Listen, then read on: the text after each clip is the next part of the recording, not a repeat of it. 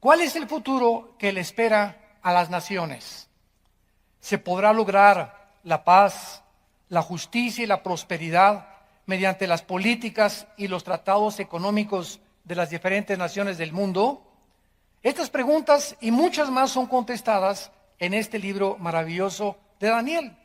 Y veamos nosotros que en los próximos 6 capítulos que vamos a ir desarrollando, ya vimos el capítulo 1, la conferencia 1 y la 2, esta es la 3 y la 4, podemos ir viendo el libro de Daniel de qué forma tan maravillosa se nos describe el futuro de la humanidad y lo que tenemos que atravesar antes de que Cristo regrese por segunda vez.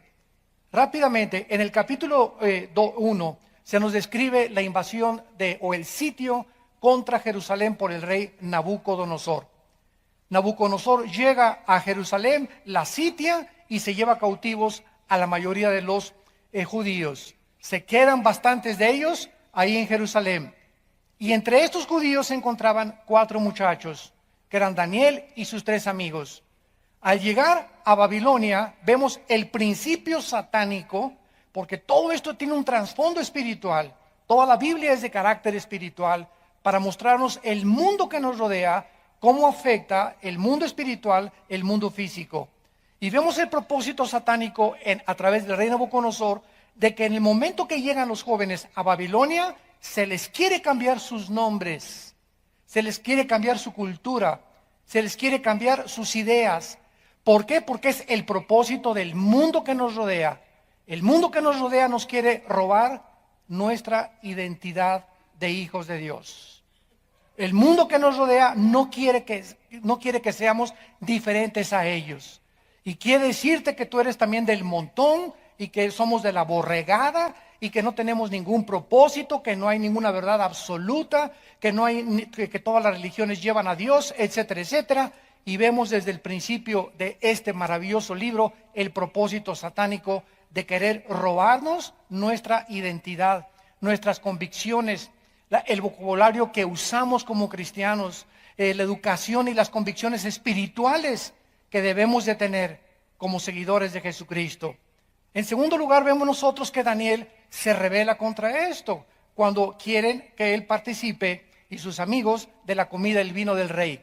Daniel inmediatamente demuestra convicciones. Y quiero decirles algo, creo que ya es el momento, santos de Dios, de que tengas convicciones.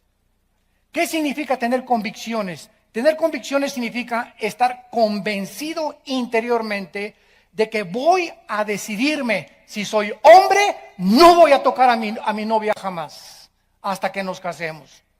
Voy a decidir como una muchacha que nadie me toque hasta que nos casemos. Y Señor, te lo prometo y quiero que tú me fortalezcas. Voy a tener convicciones de que solamente a mi esposa le voy a ser fiel. Voy a tener convicciones que mi vida va a ser guiada por la honradez, la integridad y nunca por la falsedad ni la insinceridad de mi corazón. Voy a tener convicciones de que nunca le voy a robar a Dios. Y estas convicciones, si no determinamos ya, es algo que tenemos que proponernos, como lo hizo Daniel en el versículo 8. Y Daniel determinó en su corazón, propuso en su corazón, estableció firmemente en su corazón no participar de la inmoralidad ni de las cosas que Babilonia tenía enfrente de él y de sus amigos. Sin esta determinación, sin estas convicciones, Dios no nos puede ayudar. Ahora, fíjense cómo funciona esto. Por ejemplo, tú eres una persona que fumas. Entonces, la convicción te dice, ya estoy totalmente convencido que físicamente estoy reduciendo mi vida 25 años, por lo menos, que es lo que te reduce el cigarro y las drogas. Y al estar convencido de esto, de que físicamente te estás autodestruyendo y además no puedo seguir sirviendo a Dios con nada que sea yo esclavo, porque Dios nos llamó a la libertad. Entonces, decido en mi corazón y entonces tú agarras los cigarros y los tiras al bote de la basura y escucha, en el momento en el que Dios ve que nosotros tomamos una convicción y determinamos y damos el primer paso, Dios da el segundo paso. Dios no va a hacer nunca lo que nos corresponde a nosotros hacer. La responsabilidad es de nosotros. Dios hace su parte. Una vez que Él ve que nosotros hacemos nuestra parte. Ah, pues ahora Pepito ya lo vi que ya tiró los cigarros, entonces ahí viene detrás el poder de Dios para respaldar tu convicción y darte fuerza para que tú puedas mantenerte firme y no volver a participar de esta droga. Voy a proponerme, ya no quiero la pornografía, ya estoy harto, la pornografía me va a llevar a un punto donde me voy a volver una persona degenerada sexualmente. Me va a afectar mi comunión con Dios, me va a afectar mi relación con mi esposa. Los cielos se cierran totalmente sobre mi casa cuando hay pornografía o cuando soy adicto a la pornografía, porque Dios no bendice mi matrimonio. Dice en Hebreos 13:4, honroso sea el matrimonio sin mancilla, y a los adúlteros y a los fornicarios los juzgará Dios. Entonces tú llegas a esa convicción, yo no quiero eso, yo quiero las bendiciones de Dios, quiero un matrimonio santo, quiero un matrimonio donde haya paz, quiero tener una familia que podamos salir adelante todos como familia. En el momento que tú vas a tu casa hoy mismo y agarras todas esas revistas y videos y bloqueas ya, tú sabes los canales que no deben de estar en tu televisión, y tú puedes hablar a cualquier red de internet para decirle cancéleme el canal fulano y el canal fulano. Tú sabes muy bien, no te puedes engañar. Cuando tú haces eso, Dios te respalda. ¿Y sabe una cosa que pasó con Daniel? Que Dios le dio gracia. Viene entonces la gracia de Dios. Y dice el capítulo 1, versículo 17, a estos 4 muchachos, cuando Dios vio que tomaron estas decisiones, les dio conocimiento e inteligencia en todas las letras y conocimientos o ciencias. Y Daniel tuvo entendimiento en toda visión y sueños. Y esta es la razón por la cual Dios bendice con entendimiento. Hace poco fueron una compañía televisora a grabarme a Dallas, a la casa de ustedes, y querían ellos que yo formara parte de un programa que se llama Los Gigantes y la Biblia, porque de acuerdo a esta televisora en Estados Unidos no había muchas personas que hablen de quiénes fueron los gigantes, los Nefilim. Siempre se ha tratado en la antigua escuela teológica de que los gigantes, ¿verdad?, fueron la mezcla de los descendientes de Enoc y los descendientes de Caín, cosa que es imposible hasta genéticamente. ¿Por qué? Porque todo el mundo decía cómo podían los ángeles caídos mezclarse con las humanas, y siempre sacan el versículo, ¿verdad?, del Nuevo Testamento que Cristo dijo, es que serán como los ángeles en el cielo que no se casan ni se dan en casamiento. Pero sin embargo la Biblia, como no es de interpretación privada, vamos a Judas, ¿verdad?, versículo 3 y 4, donde dice que los ángeles, está hablando de estos ángeles de Génesis 6, como los sodomitas, igual que ellos, se fueron en vicios en contra de naturaleza, tras carne extraña. Entonces, la forma como los ángeles se mezclaron con las mujeres en Génesis 6, no lo sabemos exactamente. Lo único que sabemos es que Satanás puede pervertir la genética humana, y lo logró. Entonces pudieron haberse metido en hombres, pudieron haberse, pudo haber habido una especie como de clonación hace miles de años. Algo sucedió que produjo seres monstruosos de 4 o 5 metros de estatura, con 12 dedos en las manos y 12 dedos en los pies, que poblaron la tierra durante 1000 años y se convirtieron en los enemigos del pueblo de Dios, porque cuando iban a entrar a Canaán, fueron los primeros que querían impedir que el pueblo de Dios se apropiara de las promesas de Dios. No hay duda que los gigantes eran obra de Satanás. Entonces hay mucha gente, ¿verdad?, que quiere saber y me mandan correos, oye, que esto y que el otro, por aquí, por allá. ¿Por qué no tiene mucha gente, muchas veces, entendimiento la gente?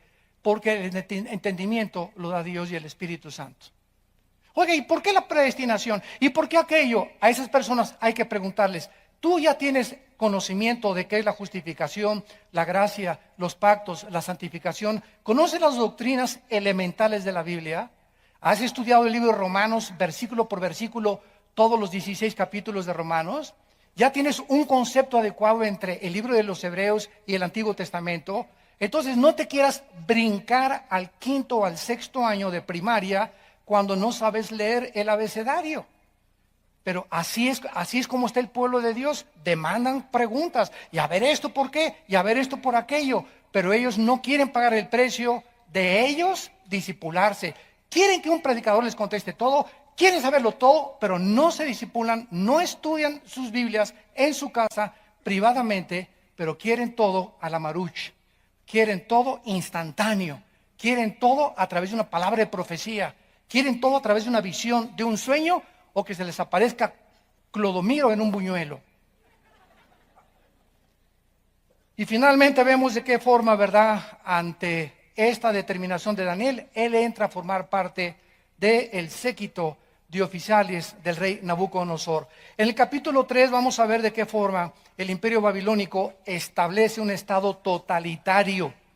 En el capítulo 4, Nabucodonosor se vuelve loco, el cual es un ejemplo de la locura a la que llegan todos los políticos y gobernantes del mundo cuando sacan a Dios de su ecuación.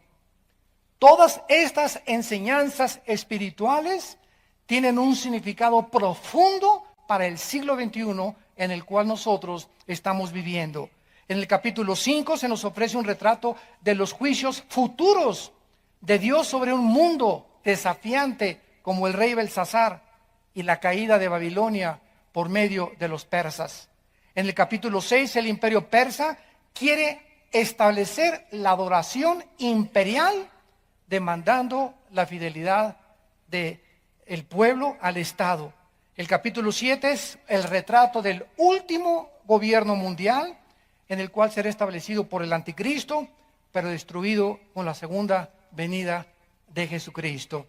Así, a grandes rasgos, acabamos de compartirles los próximos 6 capítulos para que tengamos un panorama. Siempre es bueno tener un panorama de los libros, de los capítulos, como en CinemaScope, ¿verdad?, para poder entender ya después, analizar los versículos por versículos, de qué forma Dios nos quiere hablar.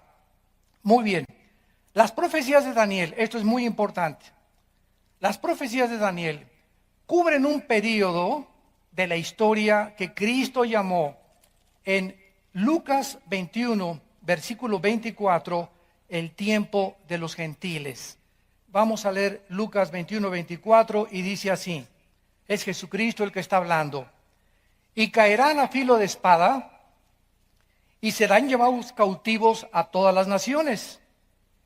Y Jerusalén será hollada por los gentiles hasta que los tiempos de los gentiles se cumplan.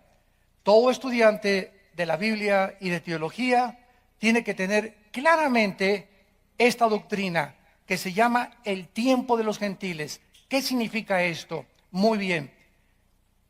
Desde que Nabucodonosor entró aquí en el capítulo de Daniel, capítulo 1, y sitió la ciudad de Jerusalén, antes los judíos tenían libertad para adorar a Dios.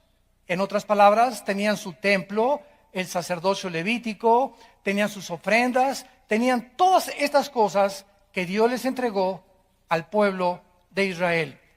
En el momento en que el pueblo de Israel se rebela contra Dios y abandonan a Dios, Dios los abandona a ellos. Por ejemplo, dice vamos a ver en Segunda de Crónicas, capítulo 36, de qué forma se llevó a cabo todo lo que sucede en el libro de Daniel. Y Jehová, el Dios de sus padres, Segunda de Crónicas 36, versículo 15 en adelante, envió constantemente a palabra a ellos por medio de sus mensajeros, porque él tenía misericordia de su pueblo y de su habitación. Mas ellos hacían escarnio de los mensajeros de Dios, menospreciaban sus palabras, burlándose de sus profetas, hasta que subió la ira de Jehová contra su pueblo y no hubo ya remedio. Por lo cual trajo contra ellos al rey de los caldeos. Aquí se está describiendo la invasión de Jerusalén por el rey Nabucodonosor. Los caldeos es otra frase que geográficamente nos ubica a Babilonia en tierra de Irak. Lo que es ahora la nación de Irak era la tierra de los caldeos o también la tierra de Sinar, donde se encontraba Babilonia y fue de las primeras ciudades en haber sido edificadas. Y dice, trajo al rey de los caldeos contra ellos, que mató a espada a sus jóvenes. Vean, aquí se nos describe todo lo que hizo Nabucodonosor. En la casa de su santuario, sin perdonar joven ni doncella, anciano, ni decrépito, todos los entregó en sus manos. Asimismo, todos los utensilios de la casa de Dios, grandes y chicos, los tesoros de la casa de Jehová y los tesoros de la casa del rey y de sus príncipes, todo lo llevó a Babilonia. O sea, saqueó completamente Jerusalén. Y quemaron la casa de Dios. Y rompieron el muro de Jerusalén y consumieron a fuego todos sus palacios y destruyeron todos sus objetos deseables. Los que escaparon de la espada fueron llevados cautivos a Babilonia, y entre ellos estaba Daniel, como lo vamos a ver. Y fueron siervos de él y de sus hijos hasta que vino el reino de los persas, para que se cumpliera la palabra de Jehová por boca de Jeremías, hasta que la tierra hubo gozado de reposo, porque todo el tiempo de su asolamiento reposó hasta que los 70 años fueron cumplidos.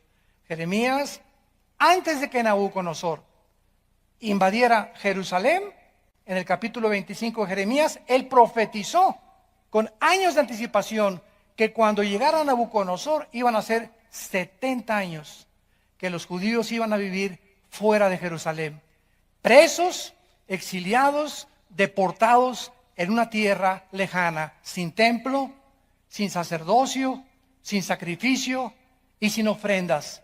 Entonces, en el año 600 más o menos antes de Cristo, Israel, Dios dejó de tratar con ellos. Y Israel se fue y fue dispersado por todas las naciones. Después llegó el imperio persa, como lo vamos a ver más adelante, vinieron los griegos y los romanos. Y en el año 70 después de Jesucristo, cuando Jesucristo profetizó que no quedaría piedra sobre piedra en el hermosísimo y majestuoso templo que Herodes había reconstruido, se cumplió la profecía de que llegó Tito, el general romano, hijo del emperador romano Vespasiano, y no dejó en Jerusalén piedra sobre piedra en el año 70 después de Cristo. Veamos esto con cuidado. Desde el año 600 antes de Cristo hasta 1948, 14 de mayo de 1948, casi 2000 años, Israel ha estado sin templo, sin sacrificios, sin sacerdocio, sin ofrendas, sin ciudad. En 1948, la Liga de las Naciones promulga el decreto que anteriormente había permitido la declaración de Balfour de Inglaterra, que regresaran los judíos después de que Hitler había asesinado a más de 6 millones de ellos. Entonces, en 1948, los judíos vuelven otra vez a la ciudad de Jerusalén. Sin embargo, son atacados otra vez en el 54, en el 67, en el 73, y hasta la fecha siguen ellos siendo completamente arrinconados y hostilizados por todas las naciones enemigas de su alrededor. Y hasta ese tiempo vemos nosotros que en la guerra del 67, el general Moshe Dayan, que fue el que dirigió el ataque de defensa contra las naciones árabes, que en 6 días, ganaron la guerra, porque el 7º día tenían que descansar. Esto fue hasta irónico la forma como ganaron en 6 días, del 1 de junio al 6 de junio del 67. Jerusalén fue reconquistado otra vez. Y entonces Moshe Dayan entra por primera vez y toda Jerusalén es de ellos otra vez. Pero la Liga de las Naciones hace un decreto que por favor se salgan y se queden solamente con la parte oriental, que es donde está el Muro de los Lamentos, y la otra parte que se las dejen a los musulmanes para evitar otra guerra. Entonces, en 1967, el gobierno de Israel cede la mitad de la ciudad de Jerusalén. O sea, en resumen, hasta este momento, los judíos no tienen sacerdocio, no tienen sacrificios, no tienen ofrendas, no tienen un templo propio, porque el templo que era de ellos se encuentra exactamente debajo de lo que es actualmente la mezquita de Omar, o sea, la mezquita musulmana, que se le llama también la cúpula de la roca. Ahí se encuentra el templo que ahí quedó sepultado en el año 70 después de Cristo, cuando llegaron los romanos, y en el año 605 aproximadamente, el profeta musulmán llamado Omar fue el que construyó la mezquita esa dorada que se ve en Jerusalén, y la construyó exactamente donde fue sepultado el templo de los judíos. Entonces fue como una maldición que cayó sobre los judíos cuando gritaron a Cristo que su sangre, le dijeron a Pilato, que su sangre sea sobre nosotros. Se echaron la sangre del Mesías sobre sus vidas. Y por esta razón, dice en 2 Corintios 3, que tienen un velo totalmente, la mayor parte de los judíos ortodoxos, puesto en su corazón, y no ven, no entienden todavía el Antiguo Testamento a la luz del Nuevo Testamento, porque no aceptan a Jesucristo, a Yeshua Mashiach, como el Señor y el Salvador y el Mesías prometido desde Génesis capítulo 3, versículo 15. Entonces, todo esto es importante que nosotros podamos entenderlo para que podamos introducirnos a los libros de la Biblia y entenderlos. Y le rogamos a Dios siempre sabiduría y conocimiento, y Él la dará a todos aquellos que quieren proponer en su corazón no pecar. Y aunque sabemos, ¿verdad?, que es imposible que no pequemos, por lo menos luchamos todos los días contra el pecado.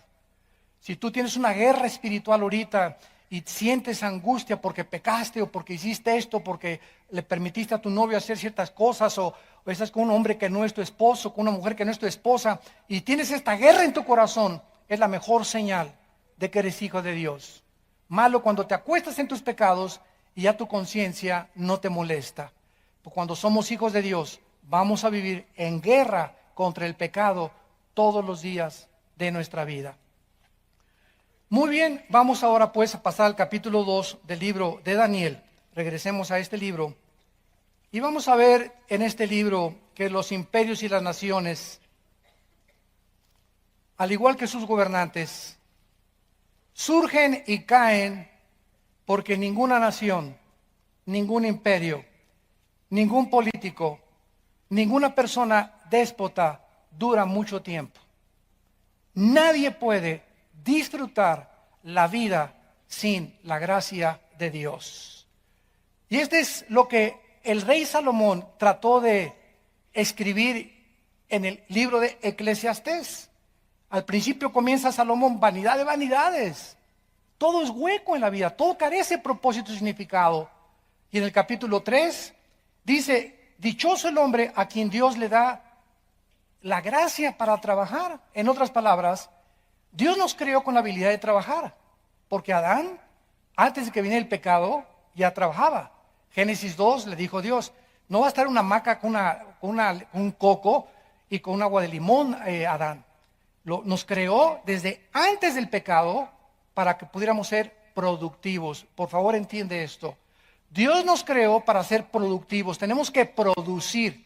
Cualquier persona que no produzca es un holgazán, es un flojo, es una persona completamente dormida en sus laureles. Y si no producimos ahora el fruto que tenemos que producir, somos árboles secos, llevados por todos lados como las nubes en el cielo por cualquier viento que sopla. Entonces el trabajo era satisfactorio, pero cuando vino el pecado, el trabajo se volvió una carga para todos nosotros. Ay, levantarme el lunes en la mañana, y ay, el tráfico, y llegar a la oficina y verle la cara al jefe que tiene de acordeón, y ver a esta persona, y ver a aquella, etcétera, etcétera. ¿Y para qué trabajamos? No, pues mejor yo no voy a sacrificarme tanto, voy a hacerme el dinero mejor fácilmente. Y vienen las ideas, ¿verdad? Pues vamos a robar, o vamos a transar, o el que no tranza no avanza, o voy a tratar de cometer fraudes, o si tengo un taller mecánico, voy a dar una bomba de gasolina usada para ganar unos centavos más. Y siempre estamos tratando de alcanzar un propósito o una meta rápido. Y cuando venimos a la Biblia, Dios nos dice: irá andando y llorando el que lleva la preciosa semilla.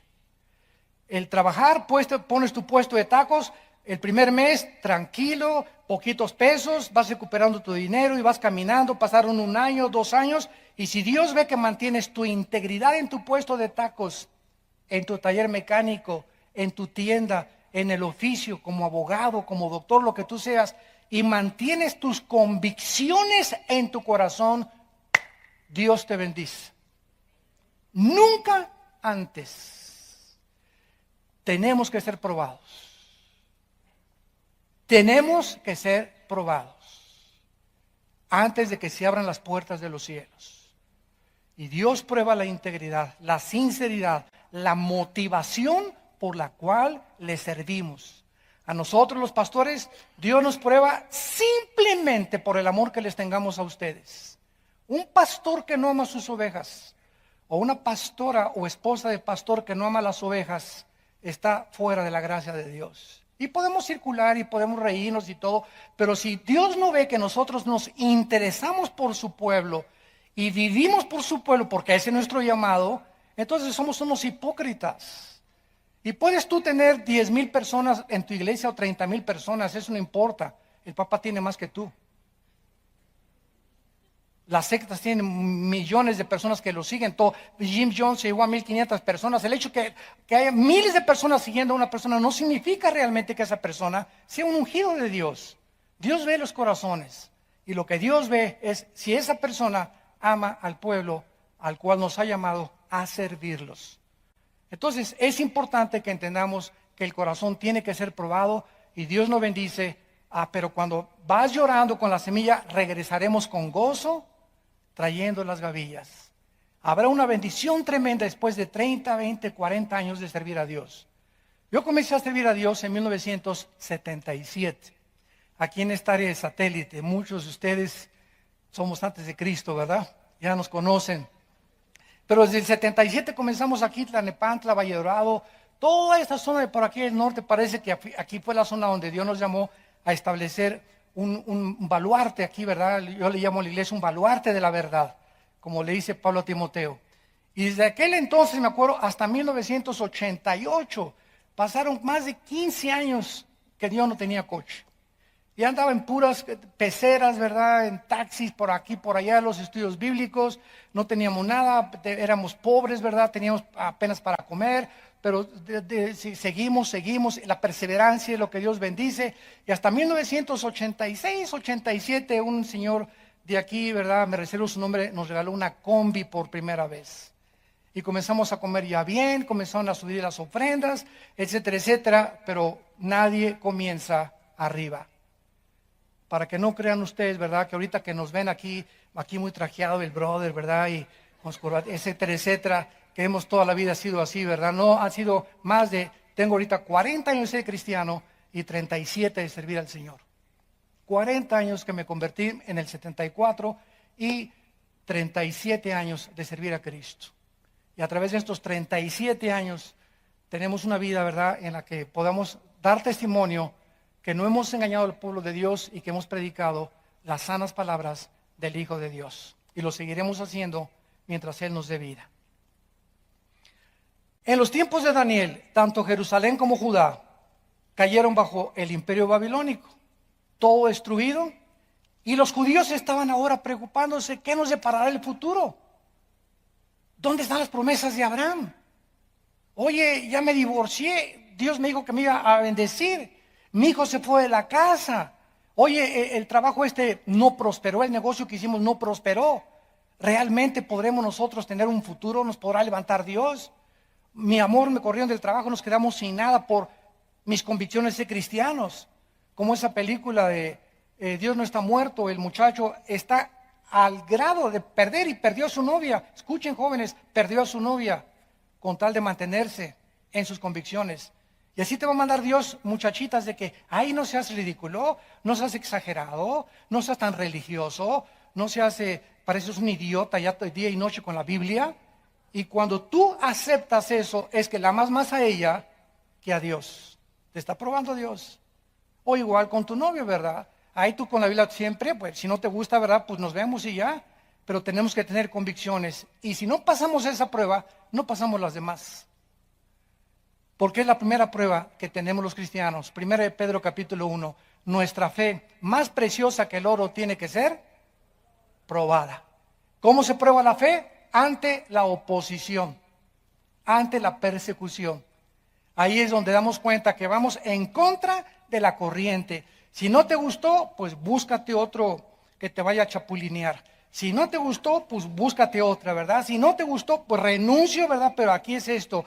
Maestra, mis hijos no van a participar de Halloween y yo sé que usted no me va a entender, tenemos nuestras convicciones, somos cristianos, ahí por aquí, por allá, y si usted nos quiere correr, que nos corra. Si usted quiere si por alguna causa tu vida corre un riesgo o un peligro por causa de serle fiel a Cristo, bienaventurado y dichoso seas. No te imaginas cómo después de esa prueba, no te imaginas cómo Dios va a abrir las puertas de los cielos para bendecirte. No hay nadie a quien Dios bendiga con la famosa prosperidad.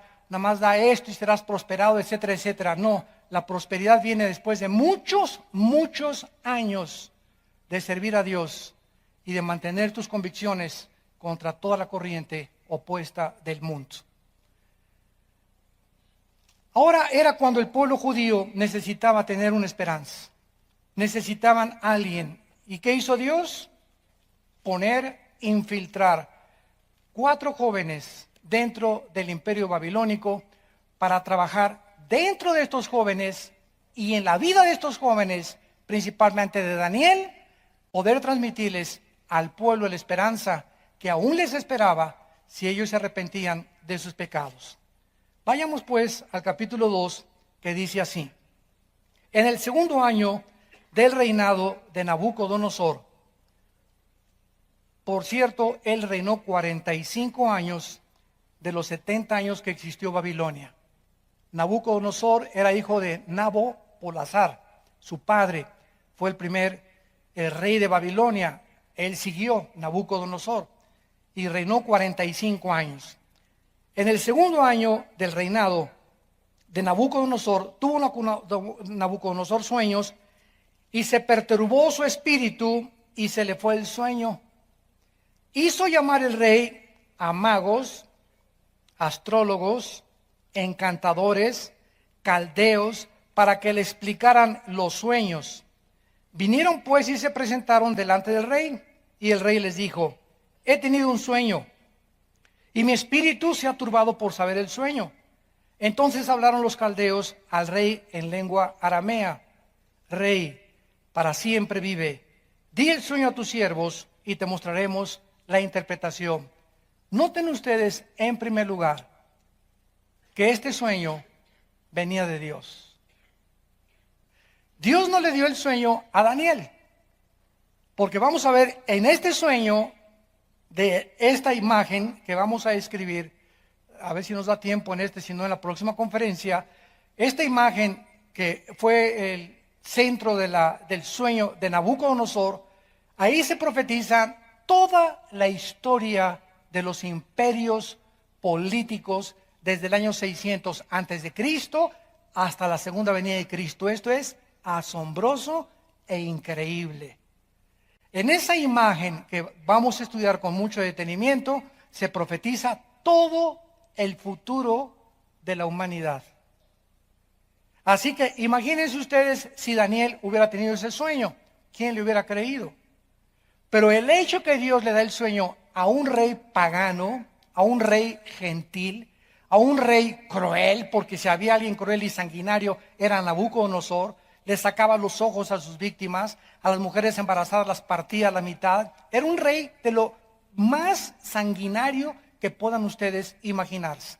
Entonces, al darle Dios el sueño a Nabucodonosor y después usar más adelante a Daniel, retando a...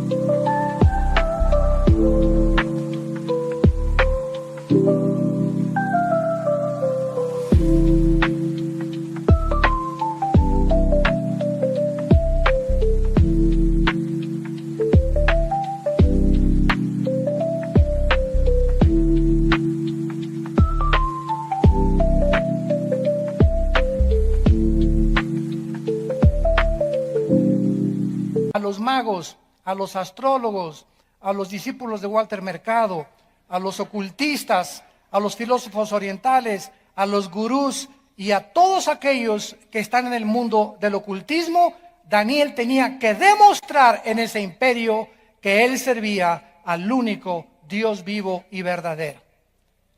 Vamos a ver la incapacidad de los brujos, los astrólogos, los adivinos de poder ni siquiera imaginarse qué había soñado el rey. Nabucodonosor tuvo un sueño que le quitó el sueño. De igual manera que este rey, muchos políticos y gobernantes actuales se encuentran en el siglo XXI perturbados. Se encuentran profundamente alterados por el futuro de la economía, el abasto del petróleo, el comercio, la inflación, las amenazas ahorita de guerras en el Medio Oriente, en Asia Menor, al norte, al este de Europa, con Ucrania, Lituania, Estonia. Ahora si Putin invade Estonia y Lituania y Latvia, que están naciones junto al mar Báltico, ahí sí interviene ahora la OTAN, y entonces si se arma, podría ser el inicio de una guerra internacional con una escalada de proporciones incalculables. Entonces, así se encuentran actualmente la mayor parte de los políticos. Ya, hola, palonde me voy. Ontoy, como decimos, ontoy. ¿Qué cosa es lo que tenemos que hacer? ¿Por qué? Porque todos estos problemas políticos, económicos, religiosos, van mucho más allá de nuestra capacidad para resolverlo nosotros. Señores políticos, economistas, gobernantes, somos hombres con pies de barro. No somos dioses. No te sientas como los Césares romanos, o como Saddam Hussein, o como Alejandro el Magno, como Adolfo Hitler, o como José Stalin. No sientan todo lo que esos hombres fracasaron en la historia precisamente por eso, por sentirse dioses. Por creer que tú puedes resolver los problemas de tu matrimonio. ¡Cuánto orgullo! Por creer que tú puedes darle una buena educación a tus hijos sin tomar en cuenta a Dios. Por creer que puedes prosperar y salir adelante con paz y felicidad y tranquilidad en tu vida sin tener en cuenta a Dios. Dios, la Biblia dice en Deuteronomio capítulo 18, Dios condena drásticamente la brujería y todo lo que se encuentra en el área del ocultismo. Dice Deuteronomio 18, versículo 10. No se ha hallado en ti quien haga pasar a su hijo o a su hija por el fuego, ni quien practique adivinación, ni agorero, ni sortílego, ni hechicero, ni encantador, ni adivino, ni mago, ni quien consulte a los muertos. Para que pongan atención todos aquellos que dicen que tienen comunicación con los muertos y los que se ponen de intermediarios como mediums en las sesiones espiritistas. Estás pisando los terrenos del enemigo. Porque es abominación para con Jehová cualquiera que hace estas cosas, y por estas abominaciones Jehová tu Dios echa estas naciones de delante de ti. En el libro de Levítico, antes de Deuteronomio, dice la Biblia 2-3 libros antes, capítulo 19, Levítico, versículo 26, no comeréis cosa alguna con sangre, no sean agoreros ni adivinos. Versículo 31, no se vuelvan a los encantadores ni a los adivinos, no los consulten, contaminándose con ellos. Yo Jehová vuestro Dios. ¿Qué dice la Biblia? Una persona que va a que le lea la mano, que parece juego inocente, alguna fuerza espiritual se está moviendo en la persona que te está leyendo la mano. Llámale como tú le quieras llamar. Si vas a que te lean el café, o si vas a que te lean los horóscopos, o que saquen el hígado de un pollo y el ojo de un chivo para que te lean el futuro. Cualquier persona que se involucre en este tipo de prácticas que parecen inocentes, hay energías que se vienen y que atraes sobre tu vida de maldiciones. Cualquiera que se atreva a jugar a la ouija, que porque por curiosidad, no es ninguna curiosidad ni ninguna cosa inocente, la tabla de la ouija es de lo más satánico que existe. Y si no, pregúntate tú en tu lógica elemental que tú tienes por nacimiento, ¿quién hace mover la ouija? ¿Cómo es posible? ¿Quién le da esos pensamientos? ¿Quién le da esa forma de responder? En ese momento te das cuenta, y si buscas en la historia, te metes a Google la historia de la ouija, te vas a dar cuenta, los resultados, el 85% de los muchachos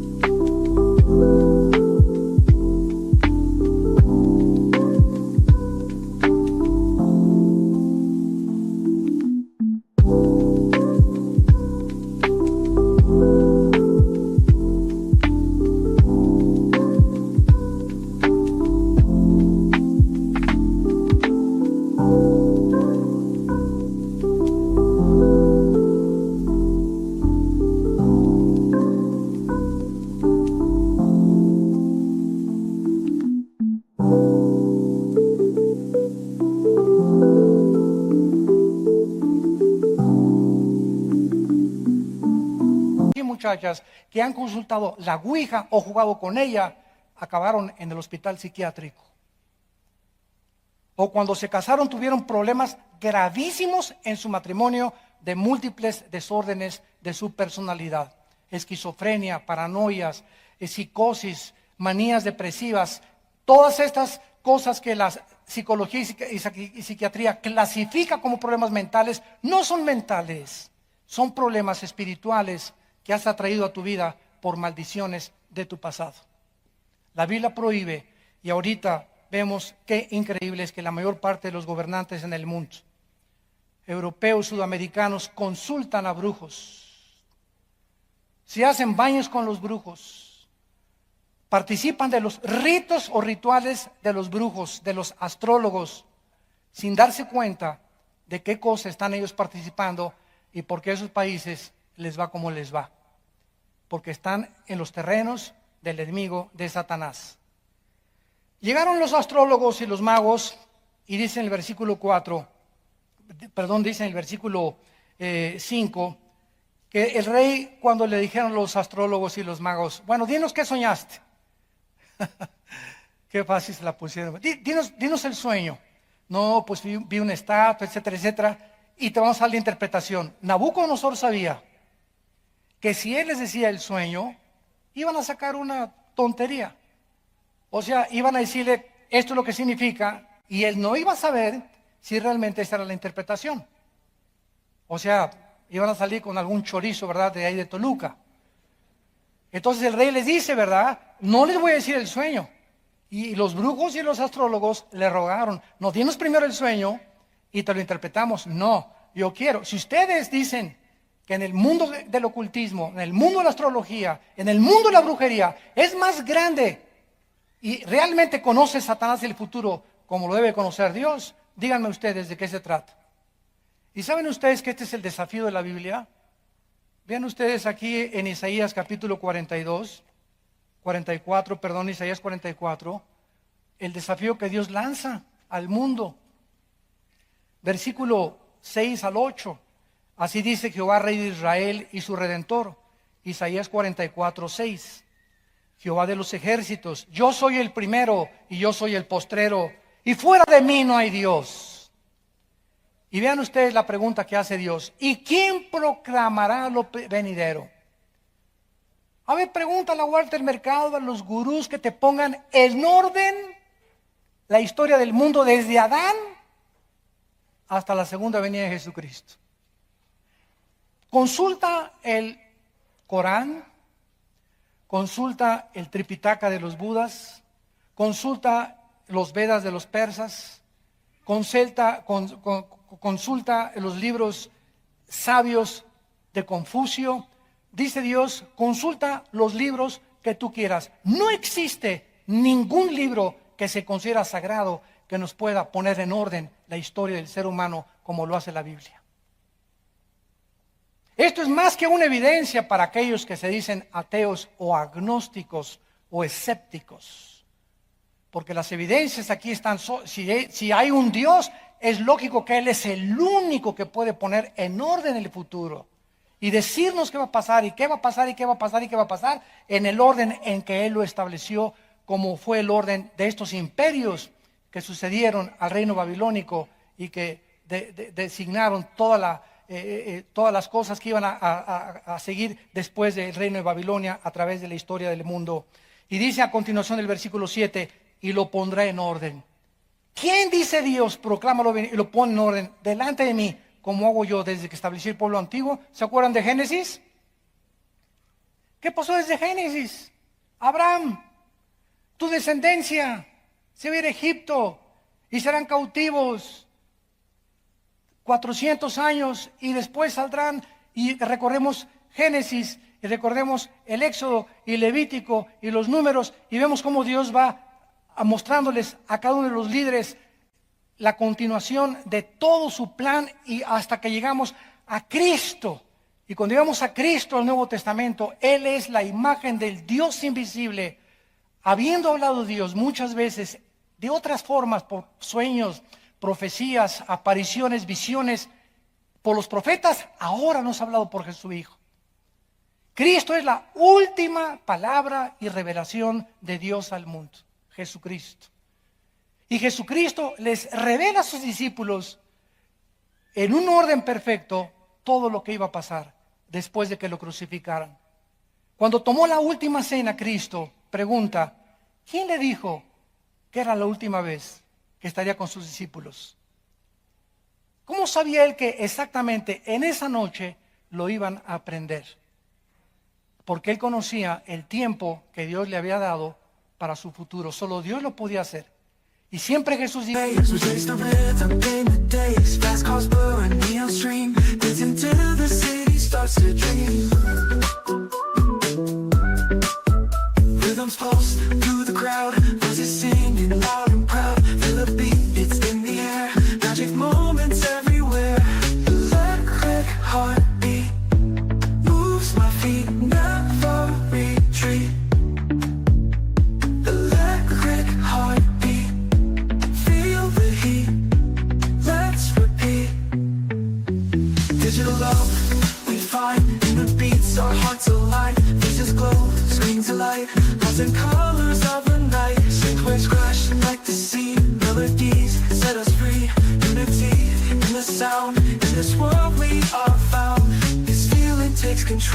sparks ignite within my soul. While you're tight, can't deny. Electric hearts reaching for the sky.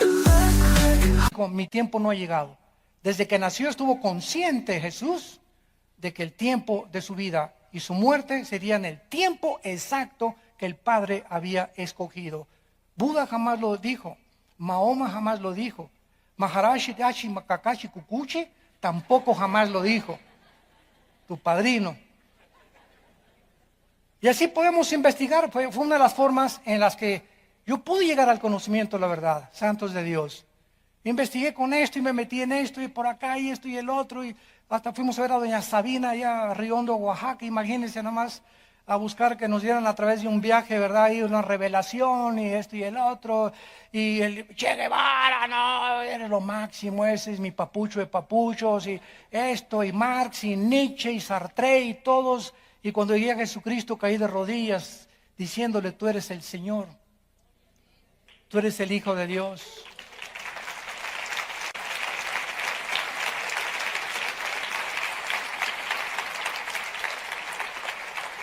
Y si no es Él, ¿quién es? Si no es Él, ¿quién es? Dime. Como decíamos allá en mi rancho, tráeme tu gallito Giro. ¿Quién es? ¿Quién es tu gallo? Dímelo, dime, al hombre que más admiras. Llámese ateo o no ateo, líder, dímelo y compáralo con Jesucristo. Y busca cualquier libro que tú quieras en los billones de volúmenes de literatura que existen en las bibliotecas del mundo y tráeme un libro que ni siquiera se atreva a comparar con la información que contiene la Biblia. No hay. Fíjate, qué privilegio el ser llamados hijos e hijas de Dios. Qué privilegio. Y sigue el mundo igual que en tiempos de Daniel, con los astrólogos y con los horóscopos, y de una filosofía al otro lado, y la dianética, y la ciencia de la salud, y la nueva era, y ahora esto, y ahora la cabala, y por todos lados siguen surgiendo, y surgiendo, y surgiendo, y surgiendo, y sigue en el cielo la cruz diciendo, yo soy el camino, la verdad y la vida. Yo soy el camino, la verdad y la vida. No busques más. Si vienes a Jesucristo, has encontrado la razón de tu existencia y has llegado a la final de tu búsqueda. Todos estos brujos y astrólogos comenzaron a tratar de burlarse del rey. El rey se dio cuenta, pues era más inteligente que ellos. Reconocen su incapacidad. Dice el versículo 4 de Daniel, capítulo 2. Hablaron los caldeos al rey en lengua aramea. Rey, dinos el sueño y te mostraremos la interpretación. Versículo del 10 al 11. Los caldeos respondieron delante del rey, no hay hombre sobre la tierra. Bueno, por lo menos reconocieron eso, que pueda declarar el asunto del rey. Además de esto, ningún rey, príncipe ni señor preguntó cosa semejante a ningún mago, ni astrólogo, ni caldeo. Y lo decimos y desafiamos con las mismas interrogantes al mundo. ¿Quién se puede atrever a decirnos de dónde venimos? ¿Quién se puede atrever a decirnos quiénes somos? Ahora han inventado hasta que somos una chispa que vino de un ADN de otra galaxia. En History Channel se está manejando esto. Impresionante. ¿Quién se puede atrever a decirnos hacia dónde se dirige el mundo? ¿Cuántas guerras faltan para que venga Jesucristo? No hay nadie, ningún hombre que pueda atreverse, más que la Biblia y sus profetas, que nos pueda decir exactamente quiénes somos, de dónde venimos, cuál es mi propósito, por qué nací, quién soy, de dónde vengo, hay vida después de la muerte. ¿Quién me lo puede decir? Más que Jesucristo, que se levantó de los muertos a los 3 días. Qué maravilloso libro tenemos en nuestras manos. Y esto es precisamente el mensaje del cristianismo, que Dios ha entrado a la dimensión visible y física para revelarnos, santos de Dios, lo espiritual y lo invisible. Dice Juan el Bautista en el capítulo 3 de San Juan, versículo 31 y 32. El que de arriba viene es sobre todos.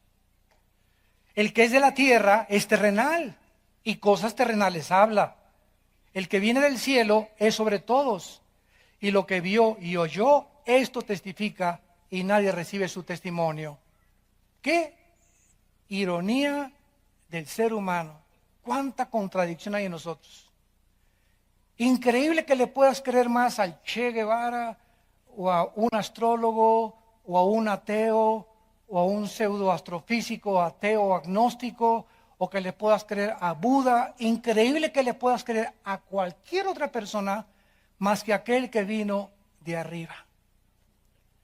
Todos los seres humanos, dice la Biblia, excepto Jesucristo, nacimos aquí. Pero Cristo ya existía antes de que Él bajara del cielo. Entonces, si Él viene de arriba, y si queremos saber cosas que van más allá de nuestra capacidad, tenemos que tener una revelación que venga más allá de nosotros.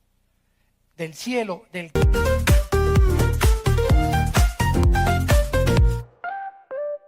Woke up in the sunshine light, colors so bright, feeling right. Hop in my shoes, run into the day, sparkles in the air, come play.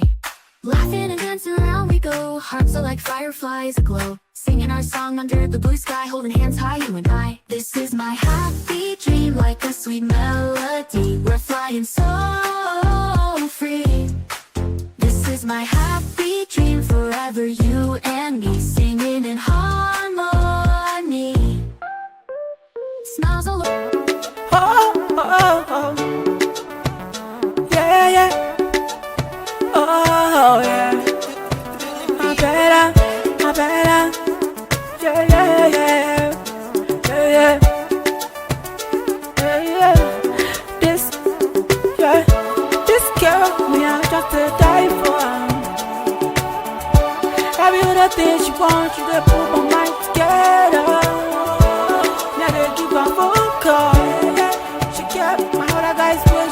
3, 4. Which can kill it, please? I better not, I better not, I better, oh, I better, I better. My friend just a text you for your DM on WhatsApp. Girl, you know they reply, oh. Hold on, this guy is a cool guy. He's a very soft guy. As no fall for me, you go fall for her. This girl get a ransom. My guy not a sharp guy. He's a dark guy. He's a tough guy. I better, oh, I better, oh, I better,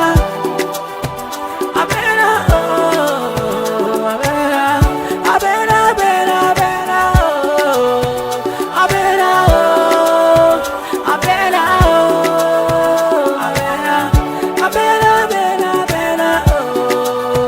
I better, oh, I better, oh. No time for these loving and me, I'm loving it. This time, no time for fake loving. No time for fake loving. We gotta go.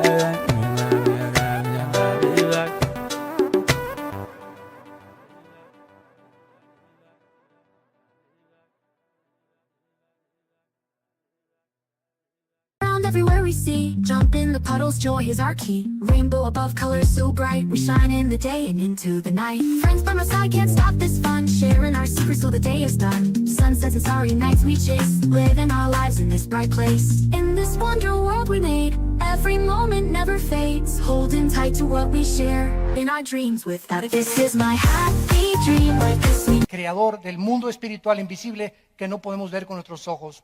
Jesús baja de la dimensión invisible espiritual al mundo y nace de una virgen en un pesebre rodeado de animales. Dios es un Dios humilde que se deja manosear por nosotros, que se deja que le chicoteen el cuerpo, que no responde en la cruz, que nos viene a enseñar las lecciones más grandes que existen de la moral y de la ética, que nos viene a mostrar que el camino de la victoria es el amor. Pero no el amor simplemente físico, ¿verdad? El amor que no pide nada a cambio. El amor que se entrega a los demás sin considerar a sí mismo su propia vida. Porque no hay mayor amor que el que da su vida por los amigos. Viene del cielo a mostrarnos que el Padre está interesado en tu vida, que Dios te ama y que hay cientos de dudas en el mundo que nos rodea y todavía las habrá. Porque el día que alguien no tenga dudas, ya no necesita a Dios, porque ya eres Dios.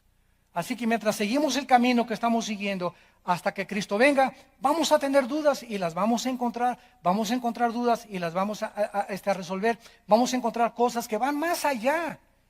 Y nos vamos a pelear que esto y que el otro y por puntos de vista y perspectivas, pero podemos caminar con Cristo y llegar al conocimiento pleno de la verdad.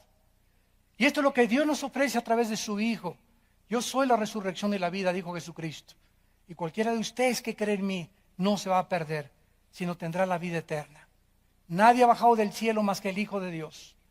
Se encarnó en un hombre para mostrarnos cuál era el camino de la verdad, de la justicia y de la santidad. Y finalmente, vemos aquí en Daniel que ante la incompetencia de estos magos y astrólogos, el rey Nabucodonosor los condena a muerte. Y dice el versículo 12 del capítulo 2, por esto el rey, con ira y con gran enojo, mandó que matasen a todos los sabios de Babilonia. Y se publicó el edicto de que los sabios fueran llevados a la muerte y buscaron a Daniel y a sus compañeros para matarlos. Y aquí vamos a ver después qué increíble el carácter de Daniel. ¿Se imagina a Daniel? Aleluya, gloria a Dios, que se los echen a todos. Y sin embargo, vamos a ver más adelante algo impresionante, que Daniel intercede ante el rey y él le dice, aquí voy a este es el sueño, rey, y con eso les perdona la vida a todos los brujos y a todos los astrólogos. Y durante todo el tiempo que Daniel pasó en Babilonia, les enseñó a muchos de estos sabios y astrólogos el camino de Dios. ¿Quiénes fueron los que siguieron la estrella de Belén cuando Cristo nació? Los famosos reyes magos, Melchor, Baltar y Balcazar, nada de eso.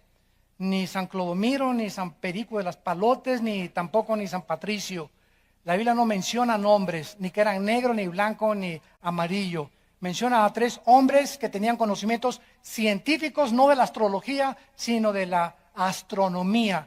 Estos hombres, perfectamente bien, guiados por esa estrella, eran sabios de Babilonia. Y ahora se comprueba que venían de Irak. Desde allá vinieron a Belén a descubrir al Hijo de Dios, quien les dio conocimiento cientos de años atrás, cuando Daniel vivió en Babilonia y rescató con su testimonio a la mayor parte de ellos. Padre, te damos gracias por tu palabra. Qué maravillosa es tu ley, Señor. Lámpara es a nuestros pies, lumbrera a nuestro camino. Oh Señor, guíanos conforme al camino de la justicia. Gracias porque tú eres un Dios santo y amas la santidad y vives en la luz. Tuya es la sabiduría y tuyo es el poder. Tuyo es el quitar reyes y poner reyes. Tú mudas los tiempos y las edades. Tú revelas lo profundo y lo escondido, y contigo mora la luz. A ti, Dios de nuestros padres, Abraham, Isaac y Jacob, te bendecimos por habernos regalado a tu santo Hijo Jesucristo, quien ha venido a iluminar nuestras vidas, a darle propósito y significado a nuestras vidas y a mostrarnos el camino de la verdad. En esta mañana Él les ofrece a muchos de ustedes que vengan a la cruz. Y si en esta mañana hay personas que quieran invitar a Cristo por primera vez, dile estas cosas en lo secreto de tu corazón. Señor, te pido perdón por mis pecados. Creo que en la cruz pagaste con tu sangre por ellos y que a los 3 días resucitaste de los muertos. Te pido que entres a mi vida como mi Señor y mi Salvador. Lávame con tu sangre preciosa. Quiero vivir para ti y conocer la verdad. En el nombre de Jesús.